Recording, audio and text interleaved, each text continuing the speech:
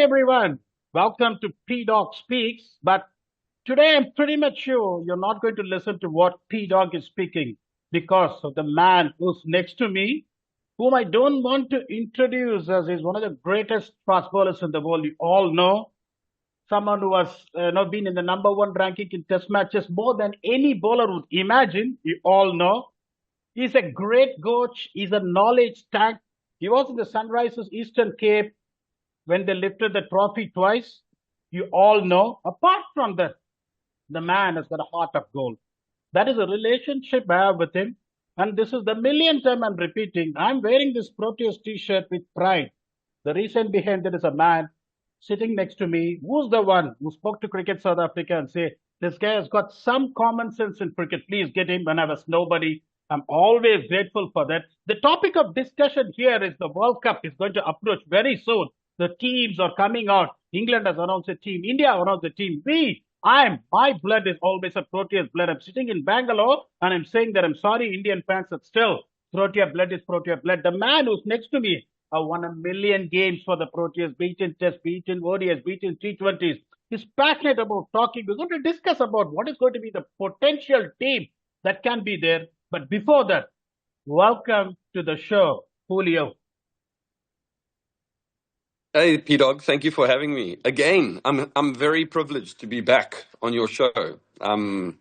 Yeah, very excited to talk about what we're going to talk about and go into tomorrow, into the new year, 2026. What does 2026 hold? I'm quite excited.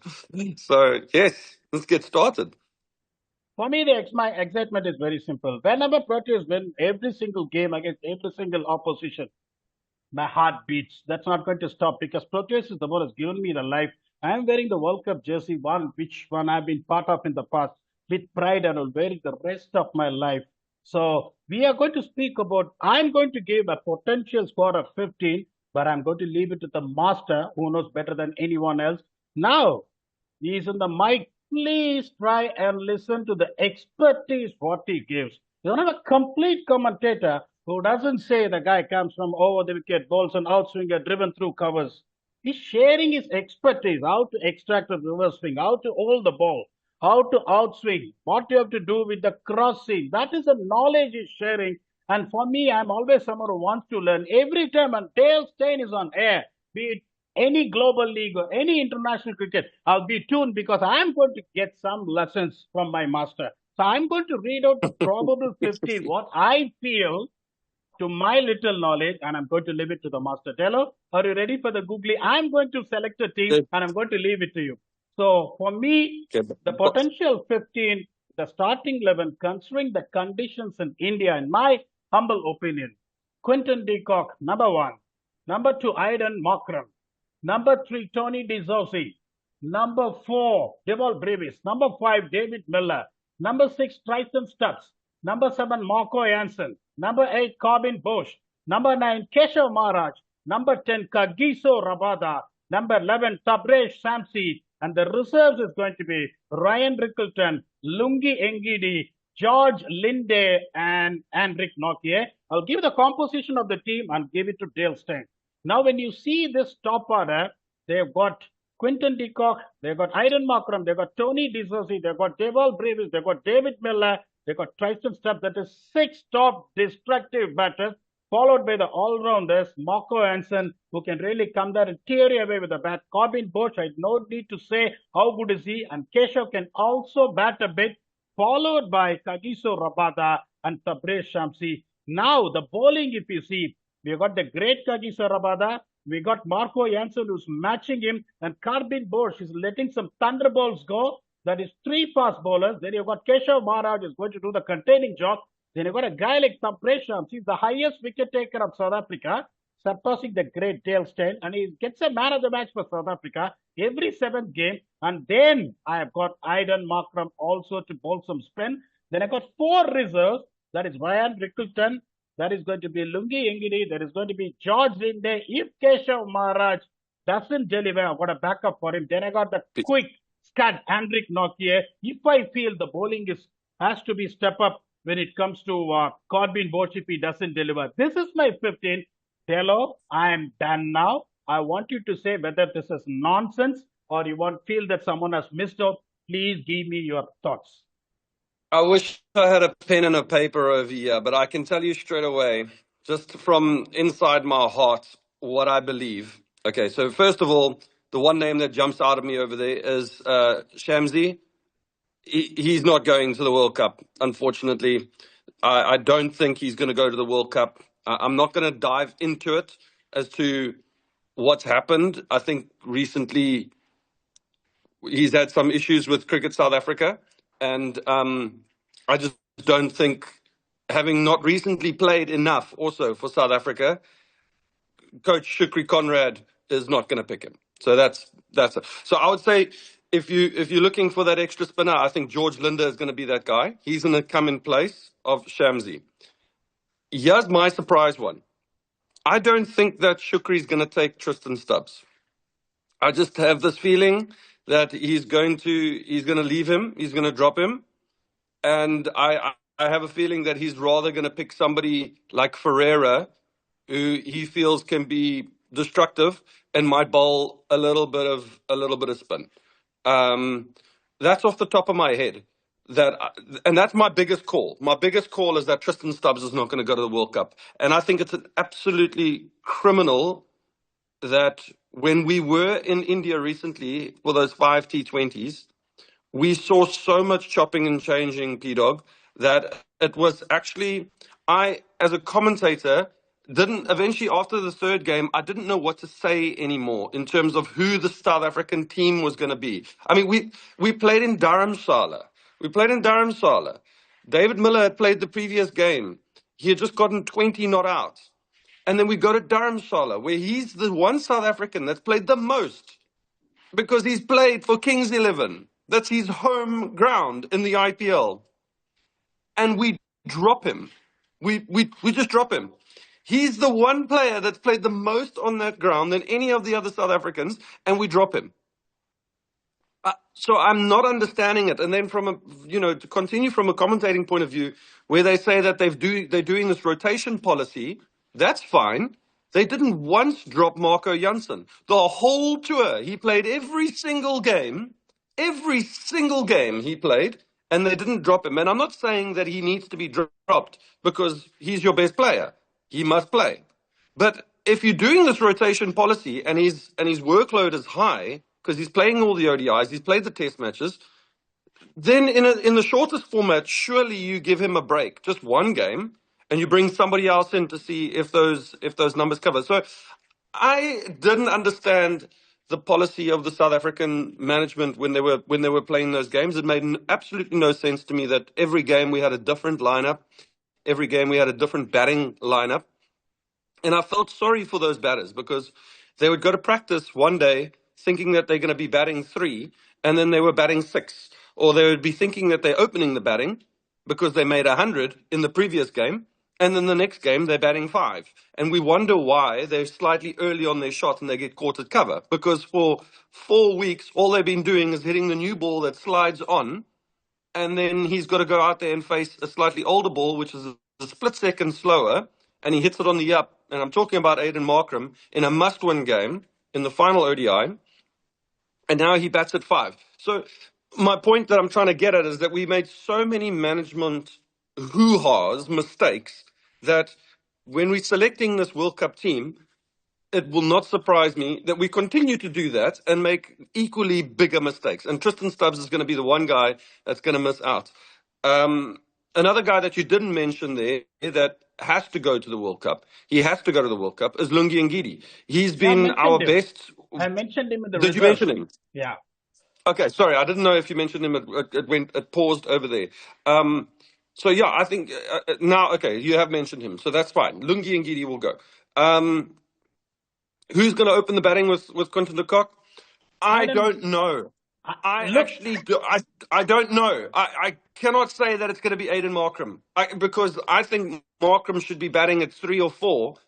But who knows? Because in the last year we've used 60 players, and not the captain himself knows exactly where he's going to be batting.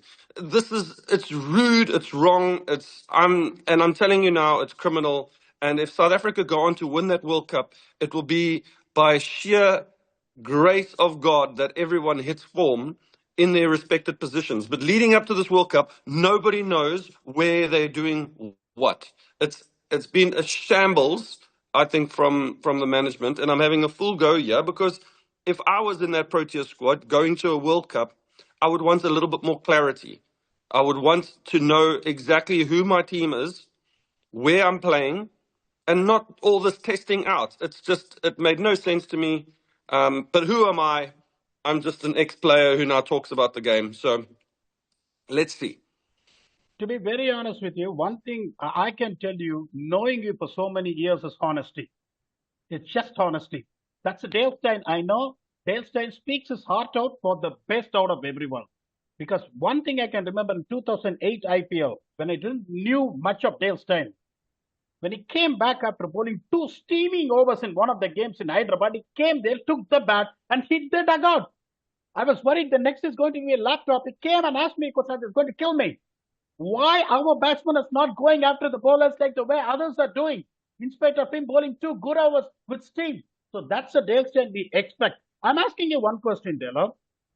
Adil Rashid, Yep. England, attacking leg spinner. India has got two of them. That is Kuldeep Yadav and Varun Chakravarti. Pakistan is going to have two of them. It's going to be Abrar Ahmed and Busman Tariq. And then Australia is going to have Adam Zampa. New Zealand is going to have Ish Chaudhry. Afghanistan has got a tank of spinners I don't even want to mention. For me, even I know what is going on between Shamsi and Cricket South Africa. I'm talking cricket here. If I'm asking you a question, considering what it needs in India to win is one attacking spinner in middle overs. Sharma is going to go for runs. I'm not telling Sharma is going to go for 4 overs 14. That's not a kind of bowler Sharma. Sharma is going to pick you 2 wickets for 36. That is what exactly is needed when you have other guys to do the support job in the middle overs. My question is, even I know Sharma is not going to go, but I'm going to ask you a question. If I put you in a spot saying that, will you pick Sharma? In your expertise, where you are an honest man, I want an answer, yes or no, based on what I'm talking about India, what it needs to win there. That's the only answer I want for you. Oh, I think we need to reconsider how we use Keshav. I think that's the biggest thing. Is let's just put Shamo on ice right now. Okay, so let's just go back quickly to the test matches. And what I want to say is that in past series, maybe 10, even 15 years ago, I don't like to talk about myself. Ex-players don't like to talk about themselves, but this is how teams were selected. You go play a test series in a country, and very often, what would happen is that the bowlers that did well, a standout bowler, he might even be kept back to play in the white ball squad. I mean, that's how I made my ODI debut. Today, what we're doing is we're announcing our team 3 months before the tour has even happened. We're saying, oh, okay, this guy and that guy is going to be selected for the T20 team. The standout bowler in the test matches was Simon Harmer. He was the best bowler from both teams, okay? And yet he was the only guy that got on a plane and flew back to South Africa. Jadeja played in the ODIs. Keshav played in the ODIs. Kuldeep played. Why is it that the best spinner got on a plane and was sent home? I don't understand this. So you're talking about Shamo. Okay, that's fine. What I'm saying is that there's a red hot spinner in South Africa's armory right now, and he is Simon Harmer. Okay, and I'm saying it doesn't matter whether you're bowling leg spin or you're bowling mystery spin or left arm spin. It doesn't matter. If you've got somebody that's red hot and they are performing the way they are, I mean, I watched Simon Harmer bowl last night. If you pick that guy. I'm sorry, Pdogg, you pick that guy. If the SA20, if there's somebody that's opening the batting, like Luandre Pretorius or Rickleton, and he smashes 5 or 600s or, 300s and 450s, if you don't pick him to go to the World Cup, then you are insane. So explain to me why it is that we will pick a batter, but we're not going to pick Simon Harmer for our white ball team. He is our best spinner in the country by a country mile. Now, I know Kesh has played a lot of white ball cricket, but at some point in time, somebody oversteps someone. They just leapfrog you just a little bit. And right now, that guy is Simon Harmer. So, yes, there's a case to be made about Shamsi. I agree with you. But if I'm going to the World Cup, I want to pick a red hot bowler. And that for me right now is Simon Harmer. I'm picking him. It doesn't matter if he's just a regular off spinner. It does not matter. He'll find a way. In those pitches, on those conditions, he will find a way. We saw him last night bowl. So my point being, cool. Shamsi, yes, he's a fantastic bowler. He wins the man of the match every 7 innings. But he hasn't played for South Africa of late. I don't know what his story is with Shuki Conrad. So I can't even consider Shamsi right now. It's not even something that post-World Cup I'm going to look back at and say, oh, we should have taken Shamsi, because he's just not playing right now. So I don't even know how good he is. In terms of right now, is he performing? Simon Harmer's the guy that's performing. Simon Harmer should be our number one spinner going to this World Cup. We shouldn't be picking guys based on what we think they can do. We should be picking guys on what we know they can do. So even somebody like Keshav, his position should be questionable right now when picking a spinner. But we won't. We will not pick Simon Harmer, and we won't pick Tristan Stubbs for this World Cup. That's what we're going to do. You're spot on with that. I also agree with that. And Simon Naumer probably picked up, I think, 7 million wickets for Essex in T20 in England. 7 million, I think so. I'm not sure about it. I rate Simon Naumer very highly. You made a valid point. I saw the game yesterday. The way he squared up Riley Russo. Riley Russo was searching for the ball. He's class act. Okay, fair enough. But second thing I want to update you. Shamsi recently played the Caribbean Premier League. He took 17 wickets at an economy of 7. Now he played for Gulf Giants in IL20. Just now it's still going on. His team didn't make it to the playoffs. His economy was only 8 and over. He's still playing, but I have a valid point to you. Okay, now I'm compromising. Now in the squad, what I said, you are okay with all other things. So Shamsi out, Simon Armour in one thing. Second thing, I want to mention this point. Harmer's not coming in. But I'm saying Harmer's not coming in. He's not going to make it. I'm saying that he should be considered. He should, but he's not coming in. So we're going to talk what is the best. We're not going to talk what is going to happen. Okay, so we're not talking about who's going. We're talking about who's the best. Okay. Yes. So you say so. I'm sacrificing Shamsi from the spot and getting Simon Armour in because you won that. You're right in that.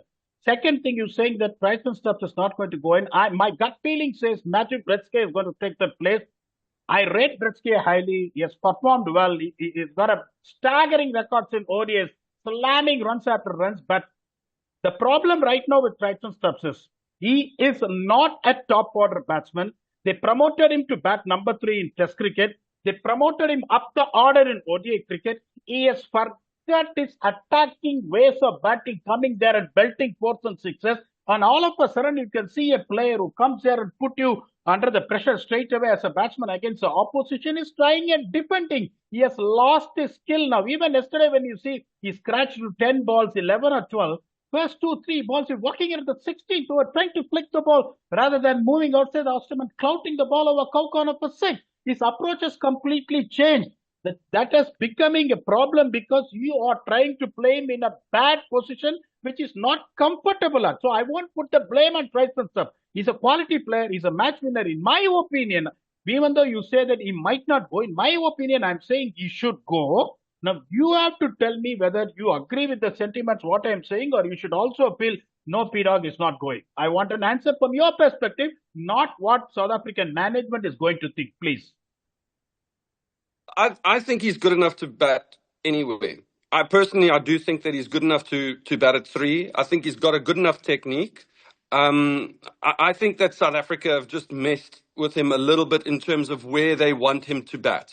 So by bringing him up at 3, you're taking a player, like you say, that's got that aggressive nature in him, and you're taking that away. And then what's happening is that a week or 2 later, they're saying, oh, we want you to bat at 6 again. And now we want you to be aggressive. And then they go, oh, no, we're going to bat you at 3 again. So I think the chopping and changing hasn't helped. Because, like I say, a lot of these players, when they go down to the nets, they practice a particular skill. And how do you know which skill you're supposed to be practicing? You can't just adapt. You know, Pdogg, at this highest level, you have to prepare. It's not about adapting. Yes, you have to adapt. Okay, I get it. You have to adapt. But it's about preparation and being understanding as to what your role is and what your clarity is and how you train specifically. And right now, it just feels like the South African team are getting him to do 2 skills. And those are really difficult skills. You know, batting in the middle order is an incredibly difficult skill. It's not just about banging sixes. David Miller is more than a guy that just hits sixes. He can hit sixes, you know, but he's developed a great skill that he can build partnerships. And if you wanted him to bat at three, he could do that too. Stubbs is exactly the same kind of guy. But what's happened now is that he hasn't scored any runs lately. So you see him coming in the position where he's coming in. And what he's trying to do is he's trying to give himself a little bit of time. He's trying to give himself 10 balls. He's just trying to get himself in. And that's fine. I agree with that because he can have 9 of 10 and then 11 and 12 can go 6-6. And all of a sudden he's got 20, 1 of 12. That's the capabilities of Tristan Stubbs. So that's fine. I don't mind that. I just feel that when it comes to the South African side right now, there's too much chopping and changing. There's too much up and down. And I think with Sunrise's Eastern Cape, what you will get from Tristan Stubbs is you'll get a more matured kind of position. He's going to be batting at 5 or 6 there because he's got Quinton, he's got Bretsky, he's got Jordan Herman. You know, he's got these guys. He's going to come in the position that he feels most comfortable with. And he's going to get his 20 not out of 10 balls. He's going to get 30 of 12. He's going to do that throughout this competition. And that way he's going to prove to South Africa that that's where I should be batting. On the flip side, you've got somebody like Devil Brevis, who right now just wants to hit every ball for 6. And that's also a problem because he's hit and miss right now. One ball that he does hit for 6 and the next one he doesn't. So, you know, that's the question, is that you've got this fear factor of Brevis, but you've got the stability of Stubbs. And I feel like they're going to leave Stubbs behind and they're going to go with fear factor. They're going to take Brevis, they're going to take Ferreira, they're going to try and shock the world when they get there. And it's not that simple because, to be fair, Ferreira, he couldn't hit water if he fell out of a boat when Chakravarti was bowling in India. He just could not read him. So that's the difficult part, is that if you're taking somebody who can't read mystery spinners, you're going to have a hard time, you know, setting the world on fire there. You're spot on. Now, before letting you go, I'm going to read out the squad, what they are going to pick. We said what could be ideal, and you gave your thoughts as well. I'm going to read out the 15. You're going to say, yes, he's going, yes, he's going. That's what exactly is going to happen. I want to going to read out now. Quinton de Kock, is he going? Yes, he's going. Hayden Markram, is he going? Yeah, he's captain. He's going. Tony de Zorzi is going. I don't feel Tony de Zorzi should go. To be honest with you, I feel that that's a position that we can toy with. The one thing in Tony de Zorzi's favor is that he's left-hander. The one thing against Tony de Zorzi is that he has to bat up the order and not in the middle order, especially in 2020 cricket. In one-day cricket, different story. I'd rather have somebody who's a little bit more of an aggressive batter as a left-hander in there. So especially if he's going to open the batting or top 3. And that would be somebody like Luandre Pretorius for me. But Tony de Zorzi is going to go. You should know there is something called targets, which I don't want to mention here. He's going. He plays he plays here in the Western Cape. He's plays for the Cobras. Shuku Conrad is from the Cobras. He's going. Devil Brevis, is he going? Yes, he's going. David Miller, is he going? Yes, he's going. Donovan Ferreira, is he going? Yeah, he's going in place of Tristan Stubbs. Marco Jansen, is he going? Yeah, of course. Corbin Bosch, is he going? Yes, we need another all-rounder that can match Marco Jansen. So yeah. Keshav Maharaj, is he going? Yeah. Rabada, is he going? Of course. Ryan Rickleton, is he going? No. Okay. Maybe. Lungi Engidi, is he going? Lungi Engidi, is he going? I lost you. No, Lungi Lungi's Engidi. going, yes. George Linde, is he going? Anrich Nortje, yes. Is he going?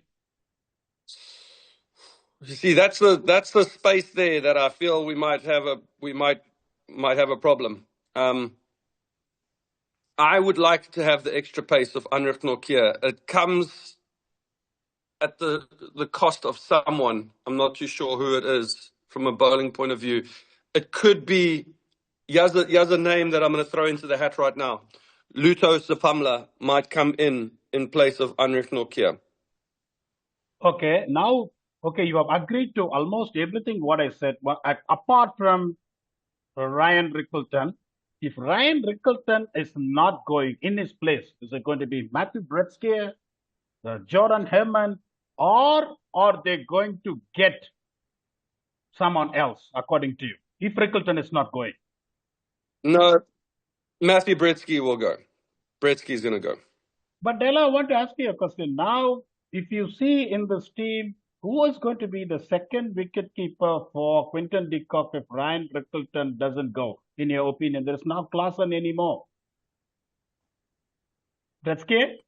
Bretzke can do. Do you Bretzke think can. they think that far? David Miller? They might be telling David Miller, get your keeping gloves on. They might say Bretzke. Bretzke's kept. He was a keeper before. And we know how this goes, Pdogg. They sometimes take 16, so they might take somebody like Stubbs, and he's not part of the squad, but he's there. And if something happens to one of their wicket keepers in terms of like a broken finger or something like that, it's not like he's flying in overnight. He's there. You just swap. So there's a chance that can happen. We've seen that happen before, where they even take maybe up to 2 players with, but they're not part of their squad. Even when you're playing games, those guys they're not allowed in the dugout. They're up in the stands, with the wives and girlfriends watching the game. Almost just part of the touring party. So yeah, we'll see. But I mean, I think that's your team. I think Rickleton will miss out. Bretzke will come. Stubbs will miss out. Ferreira will be in. Who else? Anrich Nortje. I think there's a high possibility over there that Luto Sapamla will play ahead of Anrich Nortje, which is odd because now when you're in the SA20, Luto Sapamla is playing for Sunrisers and he's not playing. They're playing Anrich Nortje to go with Adam Milne and Marco Jansen. That's a hell of a bowling attack. And you'll see go to the World Cup now. He might not go. Della, last one. So, because I had Shamsi in my team, now I'm taking him out of it after we had a discussion. Your option for it, right now, I think there are two options because we already included Linde in it. One option is like Simon Amor, who said it deserved to be there bowling beautifully. Second option is Pranilan Subarayan. Third option is Kayabomsi Peter from Lions, but he works with us. It's a little bit raw. Out of these three, because you said Shamsi is not going, that's the last None of debate them. we had. None of Who them. is going? I wouldn't pick them. I wouldn't pick them. I think they're gonna pick Linda. I think Shukri Conrad, again, Linda, another guy that's based here in Cape Town, plays for the Cobras, played with Shukri, can smack it. There is this real feeling that Shukri wants to compete with the rest of the world in terms of power hitting. He wants to compete with the Abhishek Sharmas of the world. He wants to compete with the Travis Head style of swinging off your hips. And he's finding players that can do that. George Linder is one of those guys that can do that. He's a very good bowler. I have no doubt in his bowling capabilities. But he can also walk in down the order at 6 or 7, even 8, and he can bang it. And I would maybe prefer a George Linder over somebody like a Keshav, to be honest with you. And I would probably prefer Simon Harmer over Keshav because I just want to get a different feel. I want to get a different attack going into the South African attack. And it's nothing against Keshav. I just think that over time, people work you out. And he's been really good, but he wasn't really good in India. And we don't want to take somebody who wasn't really good recently. We want to take people that are bowling well. Those are the guys that you want to take to World Cups. You want to take guys that are batting well. Those are the guys that you want to take to World Cups. But it's not going to happen. So all the best to the Proteas. I will be there in full support with whichever team you select. Unfortunately, I'm not in position to select a team. No, see, one thing I like about it is the honesty what you said based on who has to go, who should not go. So I'm going to read the squad where you get said there. I'm sure that this is going to be the squad and many of the things are not going to miss out. Quinton de Kock, Aidan Mockram, Tony Disose, Deval Brevis, David Miller, Matthew Bretzke, Marco Janssen, Corbin Bosch, Maharaj, Rabada, George Linde, Donovan Ferreira, Lungi Engidi, Luthu Sipamla, and the 15th member, I still feel they'll go with another seamer, that is Anrich Nortje. This is what I feel, or it's going to be some other change going to happen. You accept it, or is going to be a drastic changes there before I let you go? That's it. That's it. I think at the very end, you've got one spot left for either Rickleton or Anrich Nortje. I think Exactly. that's where you're living. I think if you're going with three all rounders in terms of Linda, Bosch, Marco Janssen. Janssen, then you leave the batter. You take another bowler. Bowlers get injured, Pdogg. Bowlers get injured, and bowlers win you tournaments. Batters will win you games. Bowlers will win you tournaments. You have to have a very good bowling lineup. And if you've got three all-rounders already, there's no real point in taking another batter. What do you want to bat to? 11. If you're asking your number 9, 10, and 11 to go out there and score runs from you, then you are not good enough. Then your team is not good enough. Then your top six are shit. So I'm sorry, you need to have a solid top six, couple all-rounders, and incredible bowlers to win a World Cup. Stick with the same team. They had that opportunity in India. They didn't do that. They chopped and changed so much that they've confused themselves as well as the players. Let's hope that the SA20 brings a little bit more clarity to all of these players and that come February, everybody's fit, firing, and ready. Thank you, Delo. What I all wanted, we had another podcast we did in the past with a great gentleman. What all is a quality about the man? He speaks his heart out, doesn't care about anyone. He talks only good about everyone. And the intentions for him is to South Africa to win, and nothing is going to change for me as well. Let us see once the squad gets announced. Dale has been very honest in his opinions. He doesn't really shy away from sharing his opinions. Let us see how close we both have got to that Proteas World Cup squad, which is going to go there, which I believe as a supporter, Dale believes as a supporter. There's a difference between analyzing a team as a cricket expert and then being a supporter. As a supporter, myself and Dale will put my hand up and say, Proteas, Proteas, Proteas. But let the team announce, we'll come back and do another podcast and see how much closer we are for this team to get in there. Dale, thanks a lot for your time. I know that you've got a double header today. Please keep entertaining us. Please give people like us more lessons. We want to tune on to the television to listen something about pace bowling. Please give you a final note before we wind up. Well, P-Dog, my final note is I think we should do a follow-up on this once the team has been announced, just to see where we're at. I also think that that when we're talking about teams, that players need to understand that it's nothing personal. I think there's never anything personal. We want our best team to go out there and win. And at the end of the day, it really doesn't matter who plays. They could pick me. They could pull somebody out again. We are still going to give our ultimate best to try and get the Proteas over the line and win our second ICC Champs trophy. So let's see what happens, but let's connect again once we find out who this team is, and whoever those 15 are, they know that we'll have their full backing. So watch the SA20, you'll listen to me, and watch this podcast, and we'll catch you in a couple of weeks. Thank you, Dela. Very kind of you for your time. Koshishika Leli Africa. Bye bye, gents. Thank you.